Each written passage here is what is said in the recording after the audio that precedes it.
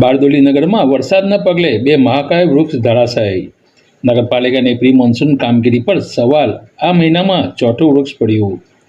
સુરત જિલ્લામાં બારડોલી તાલુકાના રવિવારે બપોરથી વાતાવરણમાં અચાનક પલટો આવ્યો હતો. વાદળ છવાયા વાતાવરણ સાથે ધીમે ધારે વરસાદ શરૂ થયો, જેના પગલે શહેરમાં એક મોટી ઘટના સર્જાઈ. સાસરી રોડ પર આવેલું એક મહાકાય વૃક્ષ ધરાશાયી થયું, જ્યારે ગાંધીનગર સોસાયટી નજીક મુખ્ય રસ્તા પર પણ બીજું એક વિશાળ વૃક્ષ ધરાશાયી થયું. આ ઘટના બપોરના સમયે બની હોવાથી સદનસીબે અવરજવર ઓછી હોવાને કારણે કોઈ જાનહાની થઈ નથી. જોકે આ ઘટનાએ બારડોલી નગરપાલિકાની પ્રી મોન્સૂન તૈયારીઓ પર ગંભીર સવાલો ઊભા કર્યા છે. આ વર્ષે અત્યાર સુધીમાં શહેરમાં 4 મહાકાય વૃક્ષો ધરાશાયી થવાની ઘટનાઓ બની છે, જે પાલિકાની વૃક્ષોની જાળવણી અને સલામતીની કામગીરી નિષ્ફળતા દર્શાવે છે.